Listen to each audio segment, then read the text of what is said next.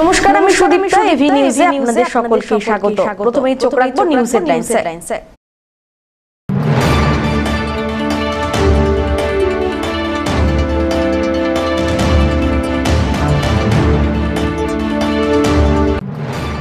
Jalpaiguri welfare অর্গানাইজেশনের সহযোগিতায় জলপাইগুড়িতে উদ্বোধন হলো মৃতদেহ সংরক্ষণ করে রাখার ব্যবস্থা।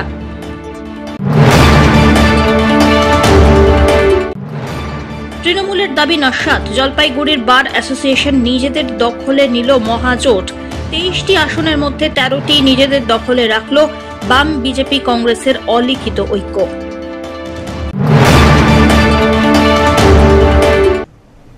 এবার আসছে বিস্তারিত সংবাদে। কর্মসূত্রে কিংবা পড়াশোনার জন্য সন্তান বাইরে থাকেন। এই পরিস্থিতিতে বাড়িতে থাকা বাবা মা কিংবা প্রিয়জনের মৃত্যু হলে সন্তানের জন্য দেহ সংরক্ষণ করার ব্যবস্থা ছিল না জলপাইগুড়িতে, যার জেরে সমস্যায় পড়তে হতো প্রিয়জনদের। অবশেষে রোটারি ক্লাব, করোলা ভ্যালি, জলপাইগুড়ি এবং জলপাইগুড়ি ওয়েলফেয়ার অর্গানাইজেশনের সহযোগিতায় জলপাইগুড়িতে উদ্বোধন হলো মরদেহ সংরক্ষণ করে রাখার জন্য বিশেষ ব্যবস্থা। সেই উপলক্ষে শনিবার শহরের ক্লাব রোডে জলপাইগুড়ি ওয়েলফেয়ার অর্গানাইজেশনের কর্মসূচির আয়োজন করা হয়। রবিবার থেকে সকলের জন্য এই পরিষেবা চালু হবে। জানা গিয়েছে, জলপাইগুড়ি শহরে অনেক পরিবারের সন্তানরা কর্মসূত্রে এবং পড়াশোনার জন্য ভিন রাজ্যে বা ভিন দেশে থাকেন। বাড়িতে বয়স্ক পরিজনেরা থাকেন। কেউ যদি মারা যান, জলপাইগুড়িতে প্রিয়জনরা দেরি করে আস্তে আস্তে দেহ পচন ধরে যায়, যে কারণে প্রিয়জনকে ছাড়াই দেহ সৎকার করতে বাধ্য হন এলাকার মানুষ। এখন থেকে সেই সমস্যা আর হবে না। একটি দেহ একটানা 3 দিন রাখা যাবে, জানালেন জলপাইগুড়ি ওয়েলফেয়ার অর্গানাইজেশনের সম্পাদক সঞ্জয় চক্রবর্তী। তিনি বলেন, রোটারি ক্লাব, করোলা ভ্যালি, জলপাইগুড়ি লায়ন্স ক্লাব এবং জলপাইগুড়ি অর্গানাইজেশন দীর্ঘদিন একসঙ্গে কাজ করছি। এই কাজের ফাঁকে হঠাৎ করে একদিনকে আমাকে প্রস্তাব দেওয়া হলো যে রোটারি ক্লাব থেকে তারা একটা ইলেকট্রিক্যাল ফ্রিজার কিনবেন, সেটা ওয়েলফেয়ারের মাধ্যমে যদি চালানো যায়। আমরা সাথে সাথে আলোচনা করে সিদ্ধান্ত নিই যে আমরা আমাদের এখানে রাখবো। সেটারই আজকে নতুন উদ্বোধন হলো। কালকের থেকে আমরা মানুষকে দিতে পারবো একটা ইলেকট্রিক্যাল ফ্রিজার। একজন মানুষের মৃতদেহকে আমরা 3 দিন পর্যন্ত এটা রাখা যেতে পারে। 3 দিন 4 দিন রাখা যাবে। তাহলে তাতে কি হবে, যে সমস্ত ঘরের ছেলেমেয়েরা বাইরে চাকরি করেন বা পড়াশোনার জন্য গেছে, তারা তাদের নিকট আত্মীয়কে খুব দেখার জন্য 3-4 দিন অপেক্ষা করে আসলেও অসুবিধা হবে না। এটা মূল্য কত রেখেছেন আপনার? আমরা রেখেছি 700 টাকা করে রেখেছি প্রতিদিনের জন্য। তারপর যদি কেউ টাকা দিতে না পারে তাহলে সেটা বিনা পয়সা করা যাবে। আপাতত আমাদের এটা ঠিক করেছি, এখান থেকে তারা যারা নিয়ে যাবে সযত্নে নিয়ে যাবে এবং নিয়ে আসবে, এবং প্রতিদিন 700 টাকার বিনিময়ে এই পরিষেবাটা দেওয়া হবে। এটা অনেকটাই কাজে লাগবে, কারণ আমরা সবাই জানি যে যখন কেউ কখনো কারো প্রিয়জনকে হারায় এবং সেই প্রিয়জনের যখন তার ক্লোজ আত্মীয়রা হয়তো সে শহরের বাইরে আছে, তো সে স্বাভাবিকভাবে তার প্রিয়জনকে দেখতে চাইবে শেষ দেখা। তো এই ফ্রিজারের চিন্তাভাবনা আমাদের সেই কথাগুলো মাথায় রেখেই নিয়ে নেওয়া হয়েছিল।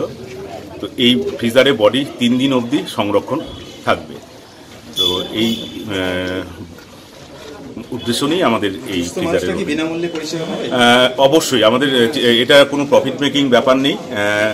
আমরা এমনি মিনিমাম একটা টাকা ধার্য করেছি 700 টাকা, সেটা মেনটেনেন্স এবং যিনি এই মেশিনটি রক্ষণাবেক্ষণ করবেন তার স্যালারি বাবদ 700 টাকা আমরা ধার্য করেছি। কিন্তু যদি কোনো গরিব মানুষ থাকে বা কোনো স্পেশাল কিছু ব্যাপার থাকে, তাহলে অবশ্যই সেটা ফ্রিতেও সম্ভব হবে। অন্যদিকে এদিন জেলা পরিষদের সভাধিপতি কৃষ্ণা রায় বর্মনের উপস্থিতিতে নতুন পরিষেবা চালু হলো। বডি ফ্রিজার আমাদের জলপাইগুড়িতে এই ওয়েলফেয়ার, আমাদের লটারি এখানে আছেন, এখানে উপস্থিত আছেন লটারির প্রেসিডেন্ট আর ওয়েলফেয়ারের এখানে প্রেসিডেন্ট এবং সব সদস্যরা এখানে উপস্থিত আছেন, মেম্বাররা আছেন। আমি অসংখ্য ধন্যবাদ দেব লটারি ক্লাবকে, আমাদের করোলা ভ্যালি যে লটারি ক্লাব, তাকে অসংখ্য ধন্যবাদ দিব যে আমাদের জলপাইগুড়ির বুকে এই ধরনের একটা মেশিন ডোনেট করার জন্য, এবং সেটা ওয়েলফেয়ারকে ডোনেট করেছে, ওয়েলফেয়ারের তত্ত্বাবধানে থাকবে। কতটা সুবিধা হবে সাধারণ মানুষের? আমাদের জলপাইগুড়ির মানুষের ক্ষেত্রে এটা খুবই উপকৃত হবে, কারণ আমরা আমাদের এই জলপাইগুড়ির মানুষের অনেকের যে ফ্রিজ থাকে না, যে কোভিডটা থাকে সেটা একদিনের বেশি থাকে না, এবং এমনও হতে পারে অনেক সন্তান বাইরে থাকে, আসতে তার 2 দিন 3 দিন লেগে যায়। সেক্ষেত্রে এটা ভীষণভাবে উপকৃত হবে, মানুষ উপকৃত হবে, সবার মঙ্গলে লাগবে। সব্যসাচী মজুমদারের রিপোর্ট, এভি নিউজ।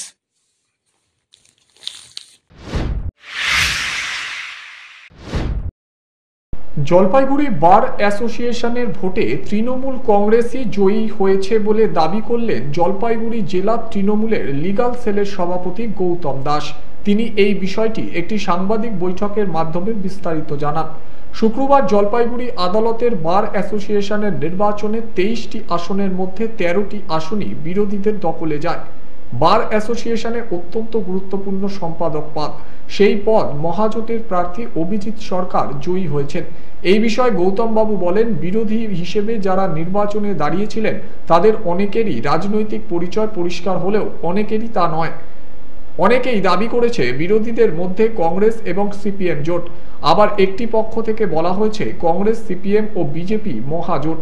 আমাদের বার অ্যাসোসিয়েশনের যে সংবিধান, সেখানে সভাপতি পদই সবচেয়ে গুরুত্বপূর্ণ, আর সেই পদই আমাদের প্রার্থী জয়ী হয়েছেন বলে তিনি জানান। বৃহস্পতিবার বার অ্যাসোসিয়েশনের নির্বাচনে ভোট প্রক্রিয়া সম্পূর্ণ হয়। গতকাল ছিল ভোট গণনা। নির্বাচনে মোট ভোটদাতা ছিলেন 643 জন। 23টি পদের জন্য ভোটে লড়েছিলেন 51 জন। সন্ধে প্রায় 7টা নাগাদ ভোট গণনা প্রক্রিয়া শেষ হয়। তৃণমূলের প্যানেলে থাকা সোমনাথ পাল সভাপতি পদে নির্বাচিত হয়েছেন। জলপাইগুড়ি একটা জেলা, আমাদের জেলা আদালতের হচ্ছে একটাই বার অ্যাসোসিয়েশন। এই বার অ্যাসোসিয়েশনের প্রতি 2 বছর পর হচ্ছে জেলা আদালতে আমাদের আইনজীবীদের এই ভোটটা হয়। গতকাল ছিল ভোট। এই ভোটে একমাত্র তৃণমূল লিগ্যাল সেল সরাসরিভাবে লিগ্যাল সেল নাম দিয়ে এবং তাদের প্রার্থী ডিক্লেয়ার করে এখানে কন্টেস্ট করেছে। অন্য দল যারা আছে তাদের রাজনৈতিক পরিচয় অনেকের হয়তো পরিষ্কার না, অনেকের পরিষ্কার। কেউ দাবি করেছে যে কংগ্রেস এবং সিপিএম জোট, বিজেপি বলেছে। আবার একটা দেখা যাচ্ছে একটা গোষ্ঠী, সেখানে কংগ্রেস, তৃণমূল, বিজেপি সবাই মিলে একটা মহাজোট হয়েছে। সব মিলিয়ে এইভাবে ভোট হয়েছে। একমাত্র তৃণমূল লিগ্যাল সেল সরাসরিভাবে রাজনৈতিকভাবে লড়াই করেছে। আমরা মনে করি একক দল হিসাবে আমরা এই নির্বাচনে আমরাই জয়ী হয়েছি, কারণ আমাদের মূল 2টো আসন যেগুলো রয়েছে সেখানে মানে আমাদের যে মাথায় যে আছে সভাপতি আসন আমরা জিতেছি। আমাদের বার অ্যাসোসিয়েশনের যে সংবিধান সেই অনুযায়ী হচ্ছে সভাপতির নিয়ন্ত্রণেই হচ্ছে বার অ্যাসোসিয়েশন, এবং সেই হিসাবে আমাদের এক্সিকিউটিভ মেম্বারদের মধ্যে 7 এবং আমরা একটাতে আমরা প্রার্থী দিনই একজনকে আমরা সে আমাদের সমর্থন পেয়েই জিতেছে। এবং এই নির্বাচনে যারা জিতেছে তাদের মধ্যে অনেকেই যোগাযোগের মধ্যে, যে আমাদের জেলা নেতৃত্বের সাথে যোগাযোগের মধ্যে আছে। সর্বোপরি আমি এতটুকুই বলবো যে এই নির্বাচনে আমরাই জয়ী হয়েছি, এবং সেক্রেটারি আসনে যিনি জিতেছেন উনার কিন্তু রাজনৈতিক কোনো পরিচয় নেই। উনি কোন রাজনীতির সাথে যুক্ত সেটাও কোনো পরিচয় নেই। যেহেতু রাজনৈতিক কোনো পরিচয় নেই, সেহেতু আমরা বলবো যে রাজনৈতিকভাবে লড়াইয়ে আমরাই এখানে মেজর। জলপাইগুড়ি ইঞ্জিনিয়ারিং কলেজের কম্পিউটার সায়েন্স অ্যান্ড ইঞ্জিনিয়ারিং বিভাগের উদ্যোগে এবং AICTE-র আর্থিক সহায়তায় অটল একাডেমি 6 দিনের ফ্যাকাল্টি ডেভেলপমেন্ট প্রোগ্রাম সমাপ্ত হলো। গত 16 থেকে 21 ডিসেম্বর পর্যন্ত টানা এই অনুষ্ঠানের আয়োজন হয়। অনুষ্ঠানে দেশ বিদেশের অনেক শিক্ষাবিদ, গবেষক, শিল্পবিদ অনলাইনে তাদের গবেষণা এবং অভিজ্ঞতা বক্তব্য আকারে পেশ করলেন। প্রত্যেক দিন সন্ধে 6টা থেকে রাত্রি 9টা পর্যন্ত অনলাইনে আলোচনা হয়। প্রথম দিন বক্তব্য রাখেন বিখ্যাত সংস্থার পুনে শাখার বিজ্ঞানী ডক্টর গৌরাঙ্গ পাঞ্চাল এবং ভিন্ন অপর একটি কোম্পানির আমেরিকার টেক্সাস শাখা থেকে শ্রী সমিত মজুমদার। বর্তমানে ইন্ডাস্ট্রিতে সাইবার নিরাপত্তা ব্যবস্থা এবং সাবধানতায় AI মেশিন লার্নিং এর ভূমিকা নিয়ে আলোচনা হয়। দ্বিতীয় দিনে বক্তা হিসাবে বিজ্ঞানী ডক্টর এস.কে. পাল এবং national institute of technology Sikkim থেকে অধ্যাপক সংগ্রাম রায় এদিন ডিজিটাল ভারতবর্ষে অনলাইন পরিষেবা এবং সাইবার নিরাপত্তার ব্যবস্থা নিয়ে বিশদে আলোচনা করেন। তৃতীয় দিনে আলোচনা হয় তথ্যের সুরক্ষা এবং স্বাস্থ্য ও চিকিৎসা সংক্রান্ত তথ্যের সুরক্ষা, গোপনীয়তা এবং ডিপিডিপির act 2023। National institute of technology Raipur থেকে অধ্যাপক মৌ দাশগুপ্ত, ওয়েবেল থেকে শ্রী কৌশিক হালদার আলোচনায় ছিলেন। চতুর্থ দিনের আলোচনায় উঠে আসে কৃত্রিম বুদ্ধিমত্তা প্রয়োগে সাইবার হামলার প্রতিকারের উপায়। আলোচনায় উপস্থিত ছিলেন সুদূর তাইওয়ান থেকে অধ্যাপক অরিজিৎ কারাটি, দুর্গাপুরের CSIR থেকে প্রিন্সিপাল বিজ্ঞানী ডক্টর রাজেশ পি বার্নওয়াল প্রমুখ। এটা হচ্ছে আমাদের একটা AICT sponsored faculty development programme, যেটা AICT training and learning academy থেকে স্যাংশন করেছে আর কি। পুরো ফান্ডিংটা এআইসিটি করছে। এটা হচ্ছে 6 দিন ব্যাপী একটি ফ্যাকাল্টি ডেভেলপমেন্ট প্রোগ্রাম এবং এই প্রোগ্রামটি পুরোটাই অনলাইনে হচ্ছে। আর এটা মেন বিষয় হচ্ছে smart computing and it's application in cyber defence and digital forensic. কাদেরকে নিয়ে মূলত এই ফ্যাকাল্টি হচ্ছে একটু বলবেন? এই প্রোগ্রামটি মূলত যারা বিভিন্ন ইঞ্জিনিয়ারিং কলেজ এবং ইউনিভার্সিটির শিক্ষক শিক্ষিকা, অধ্যাপক অধ্যাপিকা আছেন এবং বিভিন্ন গবেষক আছেন, তদুপরি যারা বিভিন্ন মাস্টার ডিগ্রি করছেন, এরকম যারা স্টুডেন্ট আছেন, তাদের জন্যই এই প্রোগ্রামটি হচ্ছে। এবং সবচেয়ে খুশির ব্যাপার হচ্ছে সারা দেশ থেকে প্রায় 15টি রাজ্য থেকে এখানে বলতে গেলে 85টি ইনস্টিটিউট থেকে প্রায় 250 জন অধ্যাপক অধ্যাপিকা গবেষক এই প্রোগ্রামে অংশগ্রহণ করছে। এবং এটা একটা বলতে গেলে আমাদের একটা বিরাট সাকসেস। 16 তারিখে শুরু হয়েছিল, আজকে তার অন্তিম দিন, শেষ দিন। আজকেও আমাদের এখনও প্রোগ্রাম চলছে এবং রাত্রি 8টা পর্যন্ত এই প্রোগ্রামটি চলবে। Dhiman Roy report, AV news.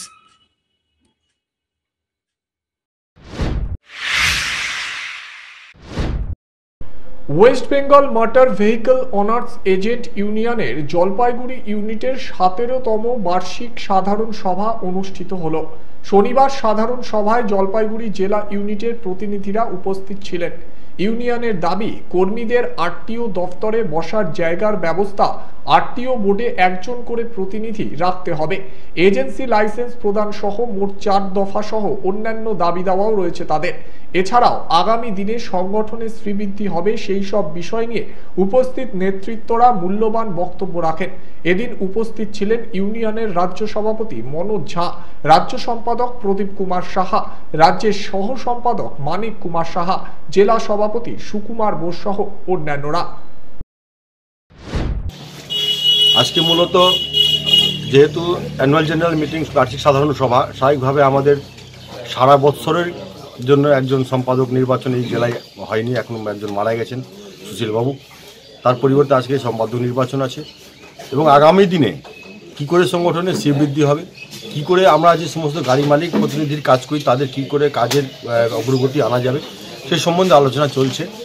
এবং মূলত আমাদের যে মূল 4টে দাবি, সেই দাবিটাকে জোরালোভাবে রাখার জন্য যে আমাদের আরটিও দপ্তরে বসার একটা ব্যবস্থা করতে হবে, আরটিও বোর্ডের সদস্য হিসেবে একজন প্রতিনিধি আমাদের পক্ষ থেকে রাখতে হবে, আমাদের এজেন্সি লাইসেন্স দিতে হবে।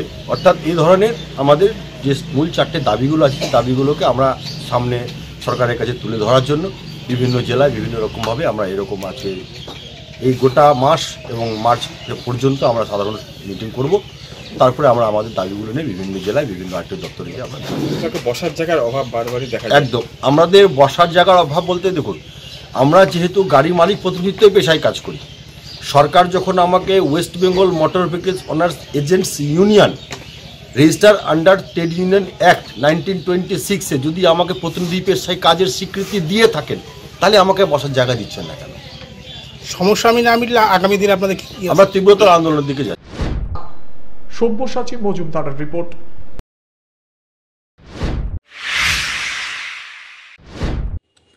গভীর রাত্রে খাদ্যের লোভে লোকালয়ে হামলা চালালো হাতি, ঘর ভেঙে সাবর করল মজুদ খাদ্যদ্রব্য। ঘর থেকে পালিয়ে প্রাণে বাঁচলেন বেশ কয়েকজন। মেটেলি ব্লকের বাতাবাড়ি পশ্চিমপাড়া এলাকায় ঘটে এই ঘটনায় সমগ্র এলাকায় আতঙ্কের পরিবেশ সৃষ্টি হয়েছে। শুক্রবার রাত্রি তখন 3টে, সকলেই গভীর নিদ্রামগ্ন। চালসা রেঞ্জের খড়িয়া বন্দর জঙ্গল থেকে খাদ্যের লোভে একটি হাতি বেরিয়ে চলে আসে পশ্চিমপাড়া এলাকায়। হাতিটি প্রথমে রেজিয়া খাতুনের শোবার ঘরে হামলা চালায়। ঘরের বেড়া ভেঙে সেখান থেকে কোনো খাবার না পেয়ে হাতিটি চলে যায় সংলগ্ন নিজামেমুল প্রধান বা নাজুর বাড়ি। রান্নাঘরের বেড়া ভেঙে মজুদ চাল সহ অন্যান্য খাদ্যদ্রব্য সাবার করে। খবর পেয়ে রাত্রিবেলায় এলাকায় খুনিয়া স্কোয়াডের বনকর্মীরা এসে হাতিটিকে ফের সংলগ্ন খড়িয়া বন্দর জঙ্গলে পাঠিয়ে দেয়। ঘটনার খবর চাউর হতেই শনিবার সকাল থেকে ক্ষতিগ্রস্ত বাড়িতে বহু মানুষের ভিড়। ক্ষতিগ্রস্ত নিজামেমুল প্রধান বলেন, হাতিটি রান্নাঘর ক্ষতিগ্রস্ত করে সবকিছু খাবার দাবার সাবর করে চলে গিয়েছে। বন দপ্তরের তরফ থেকে ক্ষতিপূরণ দেওয়ার দাবি জানান তিনি। এলাকার পঞ্চায়েত সদস্য মুন্না আলম জানিয়েছেন, ঘটনার খবর পেয়ে ক্ষতিগ্রস্ত বাড়িগুলি গিয়ে পর্যবেক্ষণ করা হয়েছে। যাবতীয় বিষয় বন দপ্তরকে জানানো হবে বলে জানান তিনি। বন দপ্তর সূত্রে খবর, নির্দিষ্ট ফর্মে আবেদন করলে সরকারি নিয়মে ক্ষতিপূরণ দেওয়া হবে। কালকে হাতি আসছিল, আচ্ছা, রাত 3:30টার দিকে। আচ্ছা, তারপর আমরা তো ঘুমাইছিলাম। হ্যাঁ, আশপাশে তো এদিকে সবাই চেঁচাচেঁচি করতেছিল। আমরা তো কোনোদিন ভাবতে পারিনি যে আমাদের বাড়ি ঢুকবে। আচ্ছা, এই দেখেন আমাদের এই যে এই বেড়াটা আছে না, এই বেড়াটা ছিল, এই বেড়াটা ভেঙে এই আগুনের মধ্যে ঢুকছে। আচ্ছা, আগুনায় ঢুকে ওইখান থেকে প্রেসার দিছে এমন রান্নাঘরটা পুরো ভেঙে গেছে।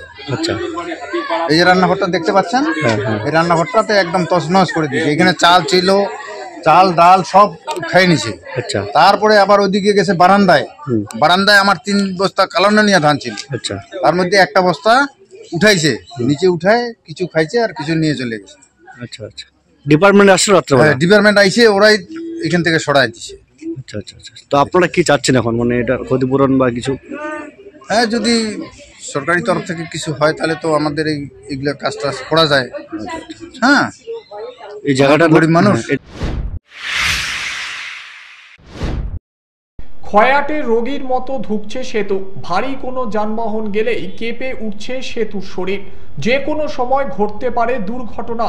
উপায় না থাকায় আশঙ্কা মাথায় নিয়েই চলছে যাতায়াত। জলপাইগুড়ির যমুনা পাড়ের বাসিন্দাদের অন্যতম ভরসা লোহার সেতুর ভগ্নপ্রায় অবস্থার কথা জানিয়ে একাধিকবার প্রশাসনের দৃষ্টি আকর্ষণ করলেও কোনো কাজ না হওয়ায় হতাশ পঞ্চায়েত সদস্য থেকে শুরু করে যমুনা পাড়ের বাসিন্দারা।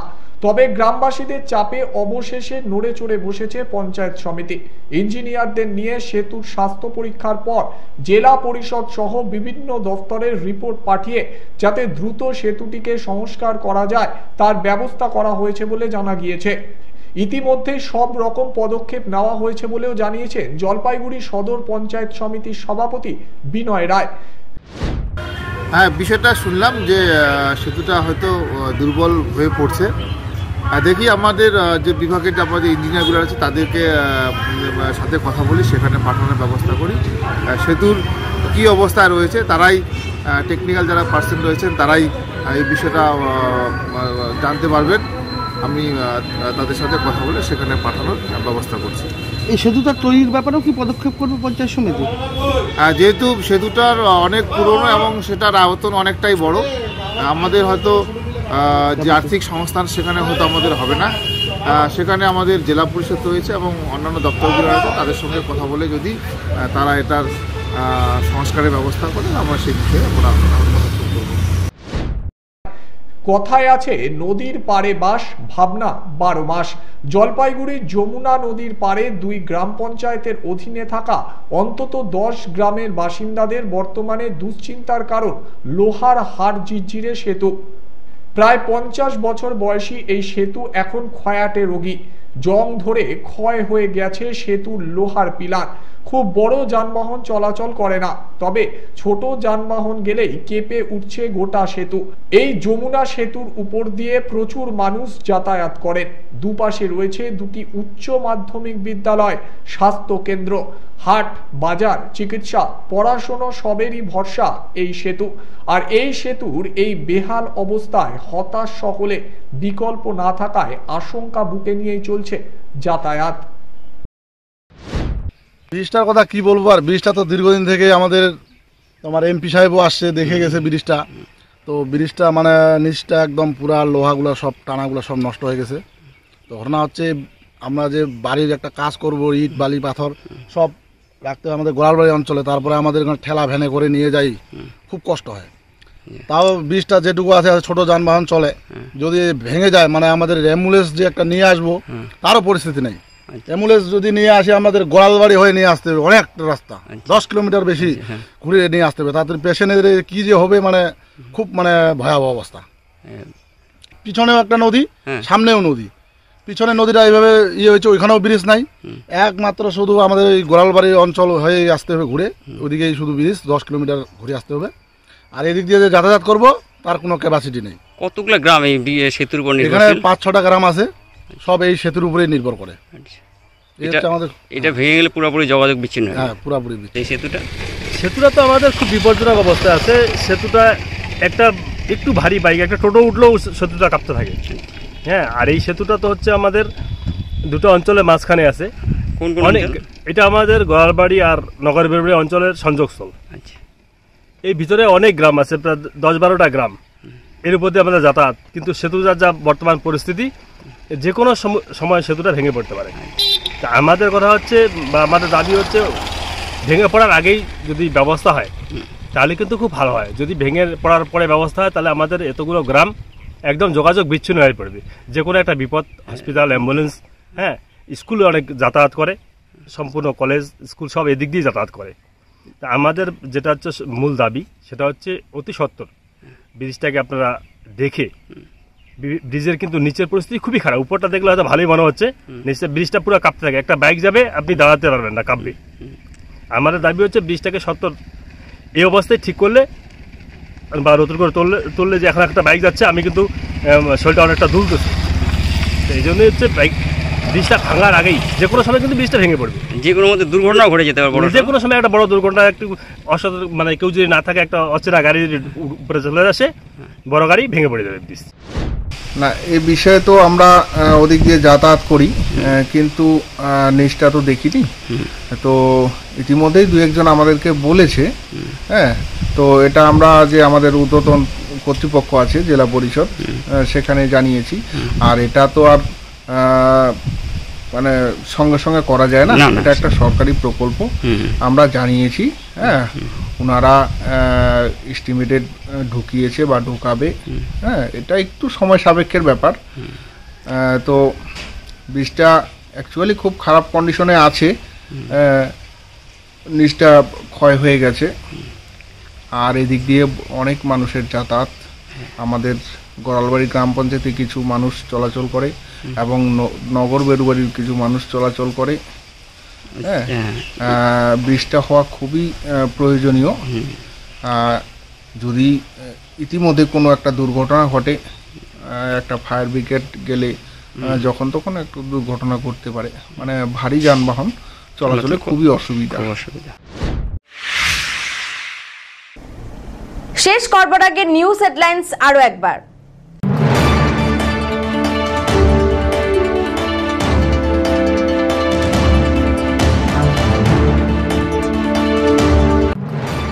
জলপাইগুড়ি ওয়েলফেয়ার অর্গানাইজেশনের সহযোগিতায় জলপাইগুড়িতে উদ্বোধন হল মৃতদেহ সংরক্ষণ করে রাখার ব্যবস্থা।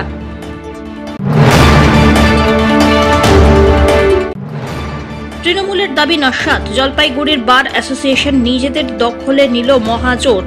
23টি আসনের মধ্যে 13টি নিজেদের দখলে রাখল বাম, বিজেপি, কংগ্রেসের অলিখিত ঐক্য। শেষ করবার আগে নিউজ হেডলাইন্স আরো একবার। এখনকার মতন এই নিউজ এ পর্যন্তই। পরবর্তীতে আসছি আরো সংবাদ নিয়ে, দেখতে থাকুন আমার বিশেষ। নমস্কার।